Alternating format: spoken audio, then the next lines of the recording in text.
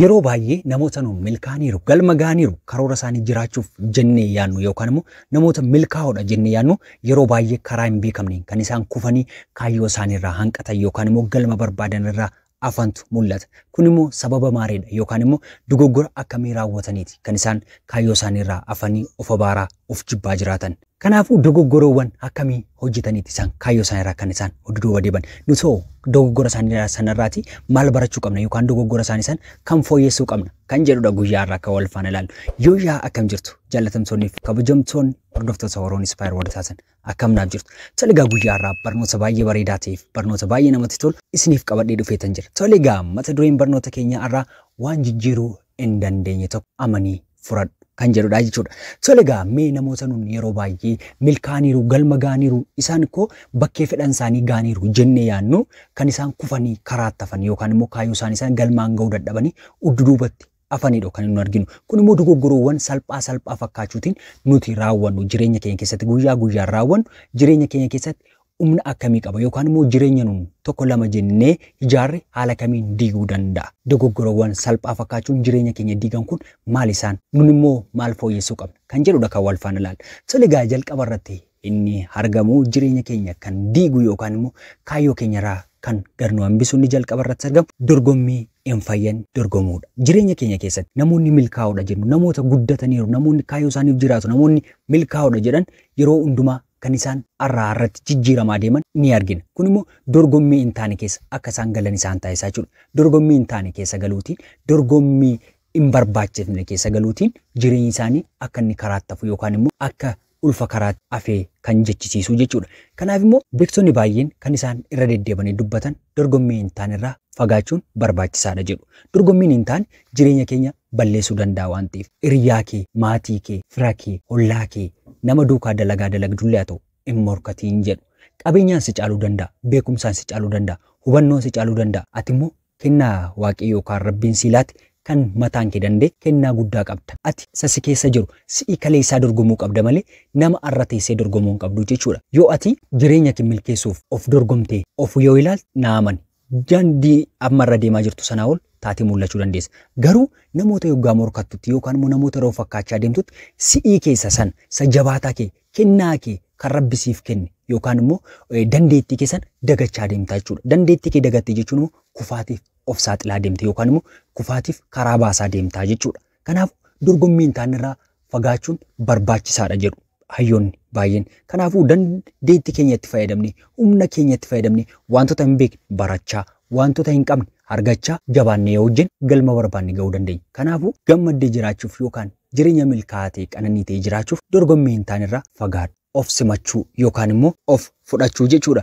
Seenaawwan xuraa'aa yookaan immoo gochaawwan hin taane yookaan immoo maatii hiyyeessarraa yookaan maatii sooressarraa yookaan nama bareedaarraa yookaan nama fokkisaarraa dhalachuu dandeessa. Namoonni baay'ee kan isaan itti garkufan yookaan immoo ofitti amanamummaa kan dhabaniif inni lammaffaarratti argamu of fudhachuu dhabuurraadha. Of fudhachuu dhabuun waraana baay'ee cimaa ta'e yookaan immoo waraana eenyumtuu sirraa furuu hin dandeenyedha jechuudha. Kun ofitti amanamummaa akka dhabdu waan dalagdu irratti wanta gootu irratti karaa deemtu irratti akka ofitti amanamummaa dhabdu si taasisa waan ta'eef yoo of hin fudhattu ta'e dogoggora kee duukaa waan badaa duukaa wanta gaarii isaa ta'u wanta hamaa bareedaas ta'e fokkisaa kan qabduun of fudhadhu of duukaa jiraadhu. Yoo of duukaa jiraatte galma barbaanne kaayyoo barbaanne wanta jiraattuuf sana kamuu galmaan ga'uu dandeessa. Garuu amma of hin fudhannetti amma of hin simannetti amma of duukaa jiraachuun jalqabnetti na amani waa tokko jijjiiruu hin dandeessu. Kanaafuu namoota nun milkaa'oodha jennee yaannu baay'een isaanii kan isaanitti kufaniif of simachuu dhabuurraanidha. Kanaafuu inni lammaffaarratti argamu of simadhu of fudhadhu dadhabina kee duukaa wanta dadhabde duukaa wanta gochuu raawwatte duukaa dogoggora raawwatte duukaa of fudhadhu. Namoonni baay'ee jireenya isaanii kan isaan dukkaneessan of fudhachuu dadhabuutiin dogoggora isaanii fudhachuu dadhabuutiin of duukaa jiraachuu dadhabuutiin kan isaan milkaa'ina irraa gadafan. Kanaafuu inni lammaffaarratti argamu of simadhu yookaan of fudhadhu jechuudha. Toligaa inni itti aanee argamu ilaalcha yaada qajeelaa namaaf dhabu inni itti aanee argamu kan milkaa'ina irraa garnu hambisu. Yeroo hundumaa yaada badaa yookaan immoo yaada hamminaa ija hin taane nama ilaalla yookaan immoo karoora hin taane namaaf qabaanna taanaan gammachuurraa jireenya fagaate jiraannaa jechuudha. Gammaduu hin dandeenyu akkanuma milkaa'uu hin dandeenyu. Maaliif yoo jennu yeroo hundumaa ilaalcha keenya wanta yaada hamaa yaadna yookaan immoo karoora hamaa karoorsaa oolla taanaan wanta hin taane irratti yaada keenya fokas goonee dabarsina taanaan mul'ata keenya yookaan immoo karoora jiraannuuf wanta adeemaa fi jiru san dagachuutiin boolla buunaa jechuudha. Wanti gammachuu jedhan wanti milkaa'ina jedhan gara keenyarraa ni baqata.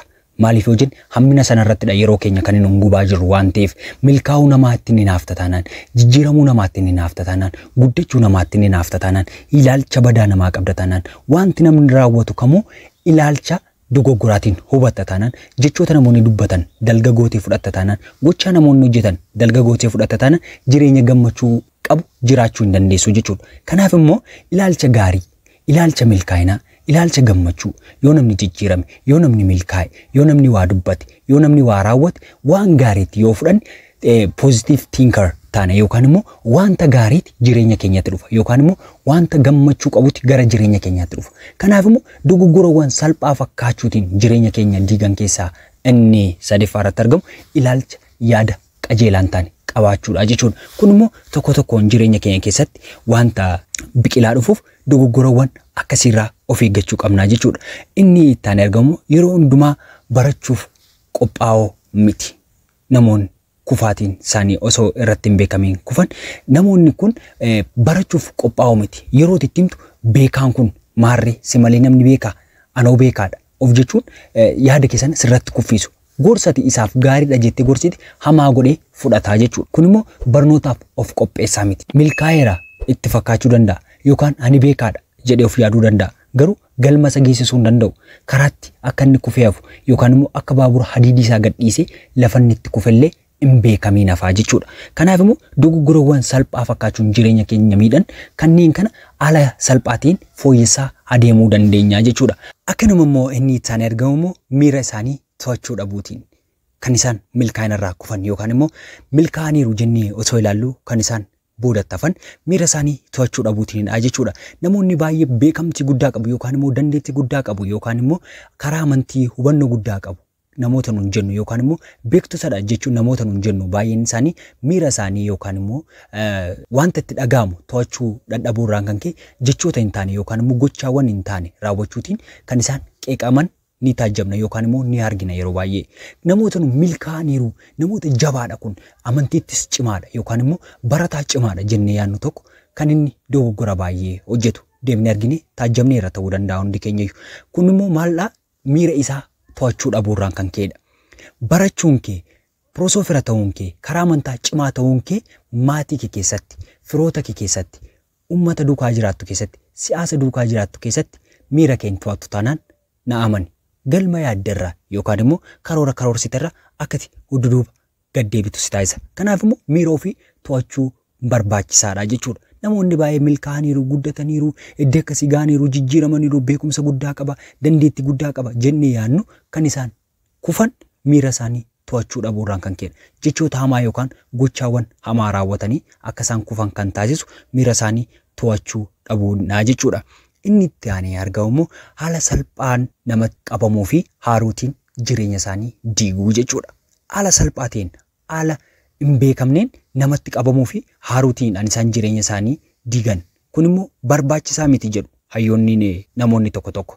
Kun immoo namoota garaagaraa wajjin sababa tokko malee waan xiqqoo gochuutiin waan xiqqoo dubbachuutiin dafanii haaruutiin akka jireenya isaanii irraa hudduuba hafan yookaan immoo aarii isaaniitiin akka isaan boolla lixan isaan taasisaa jechuudha. Namoonni haala salphaatiin dafanii haaran yookaan immoo namatti gochaa namaatti dafanii qabaman milkaa'ina irraa dafanii kufu. Kun immoo barbaachisaa miti. Nama kamii duukaa hariiroo gaarii akka hin qabaanne si taasisa waan ta'eef aaruu dandeessa. Yeroo aartutti immoo arrabsuu dandeessa.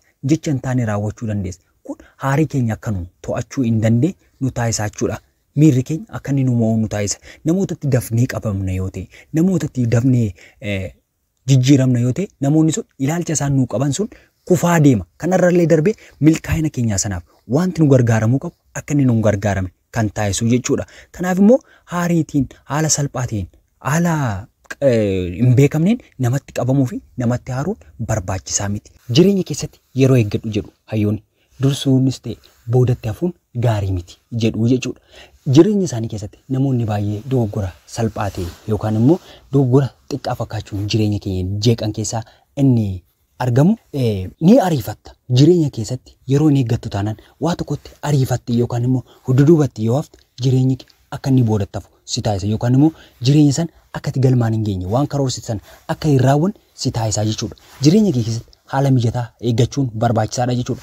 Waan tokko hamma kana ta'uu qaba jettee murteessitee yoo itti galte wanti sun si kuffisuu danda'a, boodatti si hambisuu danda'a. Akkasuma immoo amma miti qo'i booda raawwadha. Anaafuu amman ta'u jettee huduruubatti irraa barfatta yoo ta'e immoo jireenya kee balleessuu danda'a. Kanaafuu yeroo eeggachuun barbaachisaadha jedhu hayyoonni. Namoota nu milkaaniiru jennu kan isaan itti kufaniif yeroo baay'ee namoota nu galma gaaniiru jennu kan nu deeyaan irraa kan nu itti dhabnuuf yeroo baay'ee wanta tokkoof ariifachuu yookaan immoo wanta san hammuma ta'uu qaba jedhanii sababa yaadaniif yookaan immoo wanta irraa barfataniifidha. Yeroo eeggachuu hin danda'an yookaan immoo haala mijataa eeggachuu hin danda'an jechuudha. Kun immoo haala mijataa akka nu eeggannu waan nu barsiisu keessaa isa jalqaba irratti argamudha jechuudha. Kanaaf nuti jireenya keenya keessatti wanta goonu keessatti wanta karoorsinu kamirratti haala mijataa hin eeggannu taanaan galma geenyu tokko hin qabaannu jechuudha. Galma qabaachuuf immoo obsa qabaachuun barbaachisaadha. Yeroo mijataa eeggatanii waa tokkotti gaafa bobba'an milkaa'ina barbaadan yookaan immoo waan karoorsine san galmaan ga'uuf nu gargaara jechuudha. Kanaaf immoo wanta gochuuf adeemu sana yookaan immoo wanta itti adeemu sana adda baasnee beekuun barbaachisaadha. Inni itti aanee argamu immoo iddoo itti loltu filadhu jedhu hayyoonni yeroo baay'ee yeroo dubbatan iddoo itti loltu sana adda baastee hin beektu taanaan yookaan immoo namoota duukaa jiraattu namoota duukaa hojjettu yookaan immoo naannoo keessa jiraattu keessatti namoota duukaa yeroo hundumaa walitti buuta taanaan namoota duukaa yeroo hundumaa walitti dhufeenya hin qabdu taanaan yeroo duukaa namoota hundumaa duukaa wal waraanta taanaan jireenya gammachuurraa fagaate jiraata sammuun kee boqonnaa dhaba. Kanaaf immoo iddoo itti loltu yookaan immoo iddoo itti waraana keetti bobbaatu adda baasii filadhu. Yeroo hundumaa lolaaf qophootee zimmi jettee lolta yoo ta'e kufaatii hin taane kufuu dandeessa. Milkaa'ina keerraa hududuu bafuu dandeessa. Kanaaf immoo haala mijataa ilaallattee haala siif ta'utti ilaaltee bakkeetti loltu adda baastee hin beektu taanaan na amani galma yaaddi geessu tokko hin qabaattu. Kanaaf immoo maal jedhu yeroo hundumaa hayyoon waraanatti seente sana keessatti uummata keessa jiraattu sana duukaa nagaan jiraachuu yoo barbaadde mo'amiif jedha. Mo'attee jiraachuu yoo barbaadde mo'amuufii qabda. Jireenya gammachuu qabu, jireenya nagaa qabu, jireenya haala galfii qabu jiraachuu yoo barbaadde mo'amiif. Nama kamuu duukaa walitti buutee wal lolaa wal jeeqaa wal waraanaa jiraatta taanaan sammuu dhiphinaa fi gadadoo rakkinatti of galchita malee waan jijjiirtu tokko hin qabaattu. Kanaafuu iddoo itti loltu adda baasii beeki. Namoota nu milkaaniiru jennee yaadnu kan isaan kufaniif iddoo itti lolan yookaan sa'aatti namoota duukaa walitti bu'an sababa hin beekneef sababa hubachuu hin dandeenyeefidha jechuudha. Kanaaf immoo dogoggoroowwan salphaa fakkaachuun jireenya namoota milkaanii kan jeeqan kanarraa waan baay'ee akkasiin barataniitu abdii guddaan qaba. Wanta irraa baratan koomentii jalatti naaf ka'a. Waan na faana turtaniif guddaa galatooma. Kan sin faana ture ana obboleessa keessan Diraanee yaada. Barnoota biraan hanga walitti deemnutti turtii gaariin isiniif hawwa.